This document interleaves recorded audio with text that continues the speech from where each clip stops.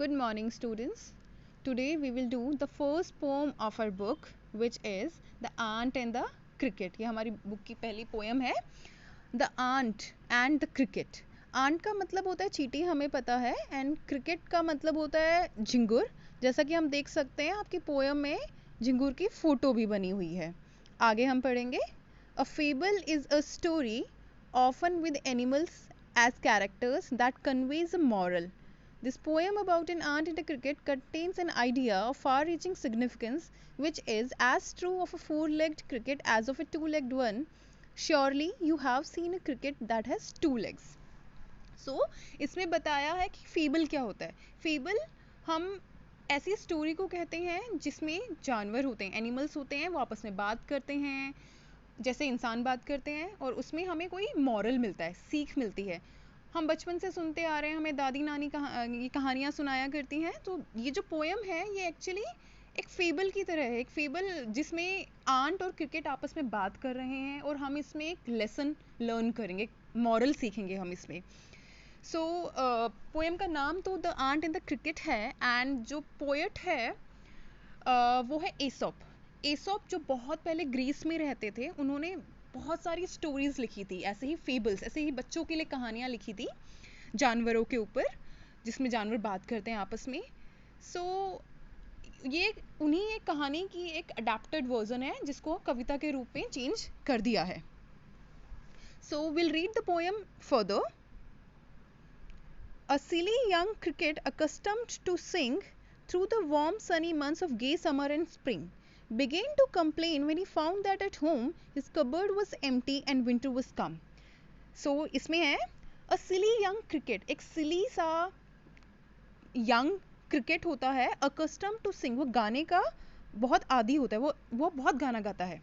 Through the warm sunny months of gay summer and spring. Summer means गर्मियों का मौसम, spring means वसंत ऋतु.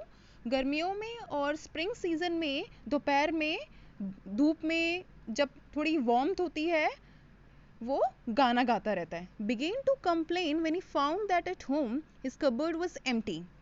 जब वो देखता है कि उसके घर में उसके कबर्ड्स, उसके किचन में उसकी अलमीरा एम्प्टी होती, खाली होती है, उनमें कोई खाना नहीं होता है, और तो वो कंप्लेन करना शुरू कर देता है. मीन्स वो भूखा मरने लगता है, उसे वो सैड होने लगता है. एंड विंटर वाज कम, और सर्दियाँ भी आ जाती हैं, तो सर्दियों में अब खाना जल्दी से अवेलेबल नहीं होता इनके लिए. Not a crumb to be found on the snow-covered ground, not a flower could he see, not a leaf on a tree. So, क्योंकि अब now it is winter season, there is snow everywhere on the ground, हर जगह snow गिर गई है, तो not a क्रम to be found, कुछ खाने के लिए कोई क्रम, कोई भी पीस नहीं मिल रहा है उसे.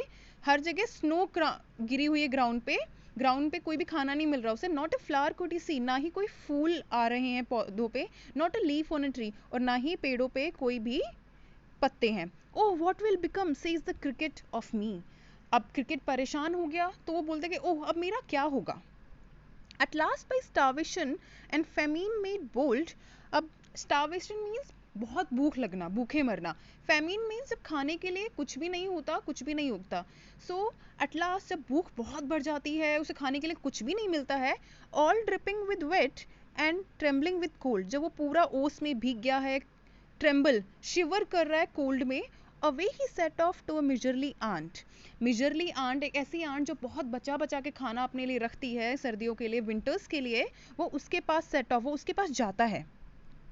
To see if to keep him alive he would grant, ये देखने के लिए कि उसको अलाइव, उसको जिंदा रखने के लिए, ही वुड, ही किसके लिए यूज किया यहाँ पे, आंट के लिए, कि ही would grant him shelter from rain, वो बारिश से उसको कोई शेल्टर, कोई घर, कोई छुपने के लिए छत प्रोवाइड करती है कि नहीं.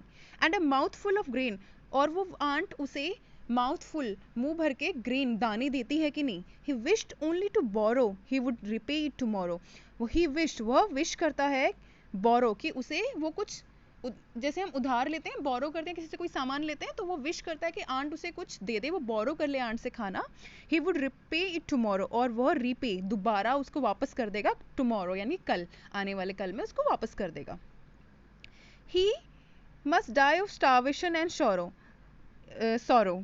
सो अब उसको डर लगता है कि अगर उसने ऐसा नहीं किया तो वह भूखे मर जाएगा. हम अब आगे पढ़ेंगे. Says the aunt to cricket, I am your servant and friend. अब aunt जो है, जब ये खाना मांगता है cricket aunt से, तो aunt cricket को बोलती है, I am your servant and friend. मैं तुम्हारी servant हूँ और तुम्हारी friend भी हूँ. But we ants never borrow, we ants never lend. लेकिन हम आंट्स ना ही कभी बोरो करती हैं, किसी से कुछ लेती हैं. वी आंट्स नेवर लैंड, ना ही हम किसी को कुछ देती हैं, किसी को कुछ उधार देती हैं. But tell me dear cricket, did you lay nothing by. बट मेरे प्रिय क्रिकेट, तुम बताओ, तुमने कुछ भी सेव, कुछ भी बचा के नहीं रखा. When the weather was warm, quoth the cricket, not I. Cricket बोलता है, कोथ यहाँ पे इसका मतलब है सेड. क्रिकेट बोलता है कि जब वेदर वार्म था, जब गर्मियों का मौसम था, नॉट आई, मैंने कुछ भी बचाकर नहीं रखा. My heart was so light that I सैंग day and night. मैं इतना खुश था, मेरा हार्ट इतना लाइट, इतना खुश था, that I सैंग day and night, मैंने दिन रात सिर्फ गाना गाया. फॉर ऑल नेचर लुक्ड गे. और नेचर, हमारा इन्वायरमेंट बहुत ही सुंदर और हैप्पीनेस से फिल्ड लग रहा था. यू सैंग सर, यू से. आंट कहते, तो सर जब नेचर इतना अच्छा था, उसमें सब कुछ खाना मिल रहा था, यू सैंग, तुमने सिर्फ गाया. Go then says the ant and dance the winter away. So अब आंट कहती है कि ठीक है, देन गो अवे, देन चले जाओ यहाँ से, and dance the winter away. जैसे गर्मियों में तुमने इतना खुश रह करके गाना गाया, you did not save any food, कोई खाना सेव नहीं किया, तो डांस द विंटर अवे. अब विंटर्स को भी झेलो, इसको भी ऐसे ही हैप्पीली जियो. मतलब I am not going to give you any food, हम तुम्हें कोई भी खाना लेंड नहीं करेंगे. Thus ending, he hastily lifted the wicket and out of the door turned the poor little cricket.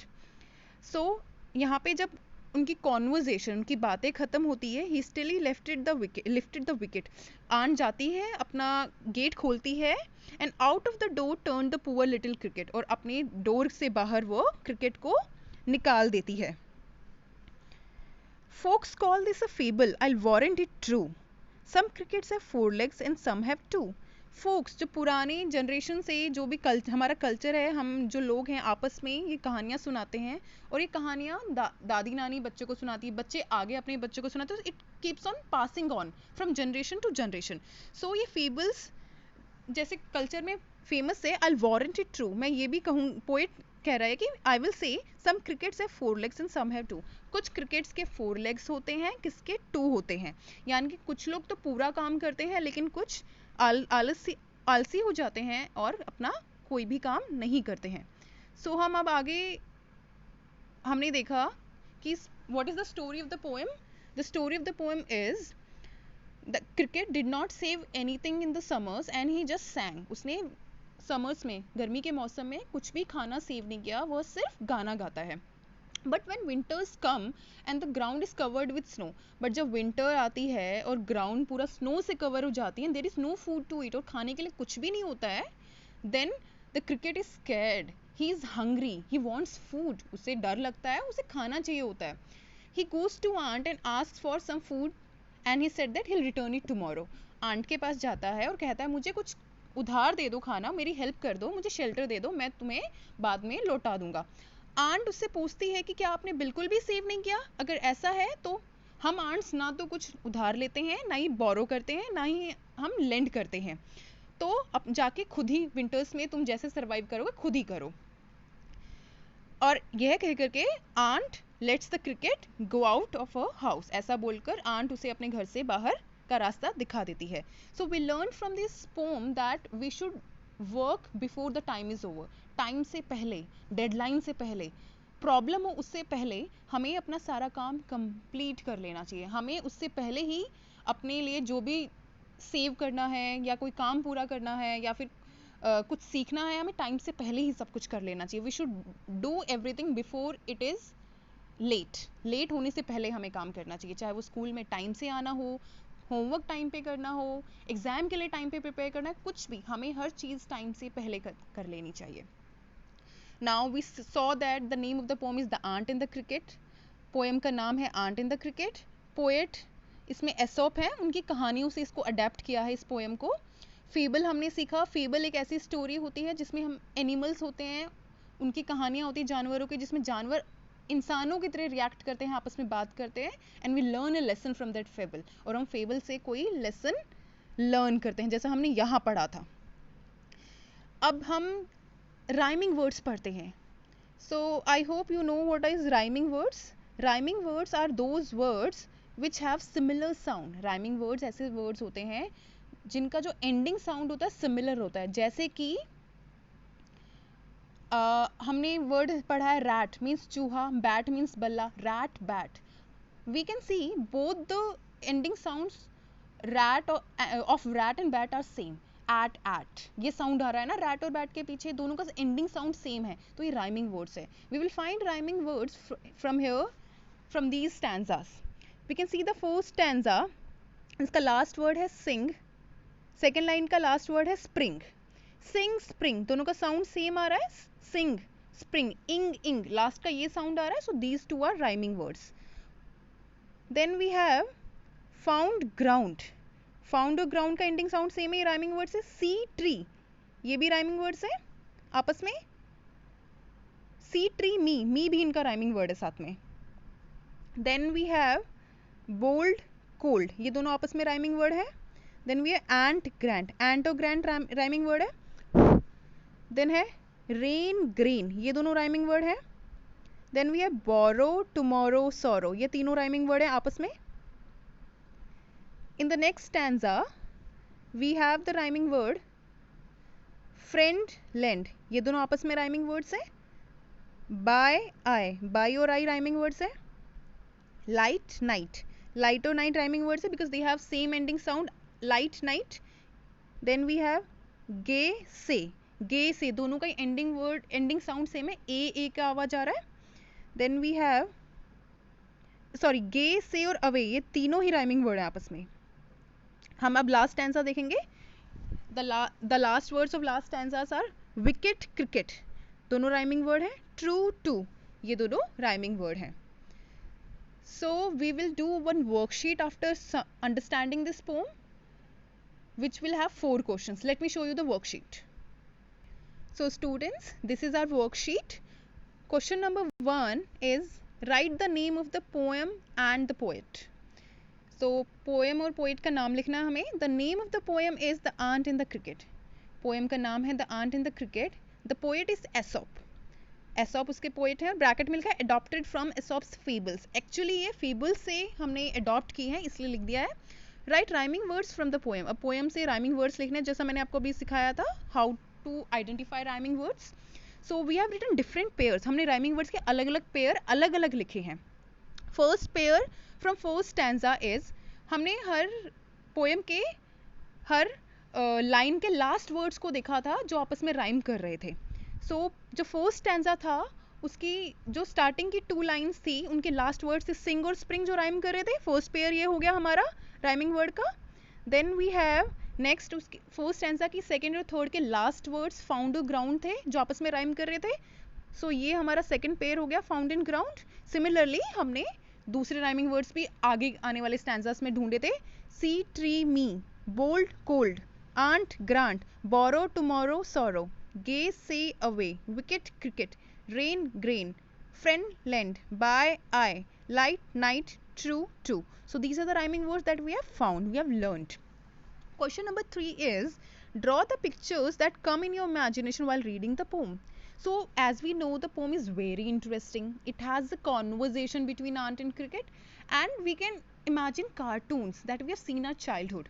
हमने बचपन में बहुत कार्टून्स देखे हैं. इस पोएम को देखकर कार्टून हमारे माइंड में आ गया कि आंट एंड क्रिकेट कैसे बात कर रहे हैं आपस में, कैसा इन्वायरमेंट रहा होगा, स्नो गिर रही है, क्रिकेट आंट के घर गया है, उसका डोर नॉक कर रहा है. So all this comes in our imagination. हमारी इमेजिनेशन में ये सारी पिक्चर्स आ जाती हैं. सो आपने पोएम को पढ़ के आपके दिमाग में जो भी इमेजिनेशन आई है उसकी पिक्चर्स आप ड्रॉ करेंगे. ये है आपका क्वेश्चन. तो आप पिक्चर्स बनाएंगे सुंदर सुंदर एंड विल कलर करेंगे. Last question is right the summary of the poem in your own words. अपने खुद के वर्ड्स में इस पोएम की समरी लिखो. जो भी स्टोरी समझ आई पूरी पोएम की, आपको वो समरी लिखनी है. So students, that's it. This is the summary of the poem, explanation of the poem, and the 4 questions that we need to do for this worksheet. All the best. Bye.